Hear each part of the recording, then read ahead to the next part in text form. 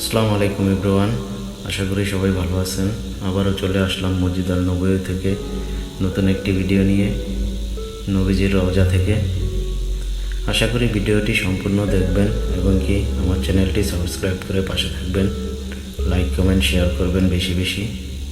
দেখতে থাকুন নবীজির রওজা শরীফ।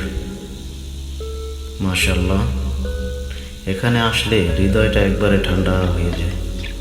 আমি চলে আসলাম হঠাৎ করে এশার নামাজের পরে। এসে দেখলাম মা বোনেরা এদিক ওদিক হাঁটাচলা করতেছে। এগুলো সব উমরার হাজি, উমরা করতে এসেছে সবাই, ঠিক আছে।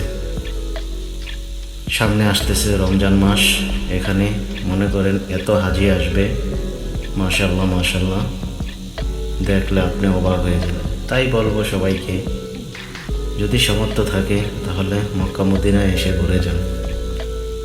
আপনি হয়তো পৃথিবীর অনেক জায়গা ঘুরেছেন, কিন্তু মদিনাতে আসলে আপনি বুঝতে পারবেন মদিনা কি।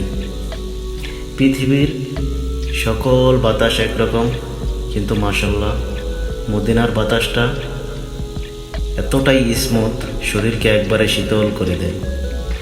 তাই বলবো, যদি আপনাদের সামর্থ্য থাকে তাই মক্কা মদিনা একবার হলেও আসবেন, উমরা করবেন বা হজ করবেন। ইনশাআল্লাহ দোয়া করি আল্লাহ তাআলা সবাইকে তৌফিক দান করুক। আমরা মুসলিম জাতি, একবার হলেও মক্কা মদিনায় আসা দরকার। আমি আছি বর্তমানে মসজিদ আল নববীর 9 নম্বর গেটে, ঠিক আছে। এটা নবীজির রওজার 9 নম্বর গেট। 9 নম্বর গেটের সামনে দাঁড়িয়ে ভিডিওটি ধারণ করেছি। আশা করি আপনাদের ভালো লাগবে নবীজির রওজা শরীফ।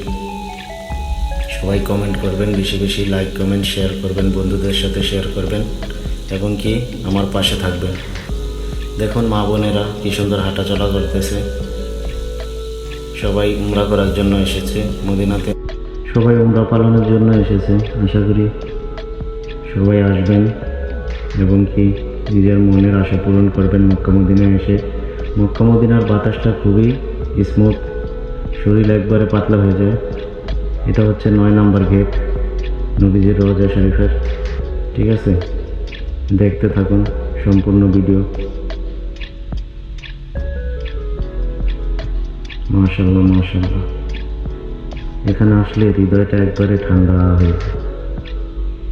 সুবহানাল্লাহ। সবাই আসবেন এবং কি আমার ভিডিওটি বেশি বেশি শেয়ার করবেন, অনুরোধ রইল।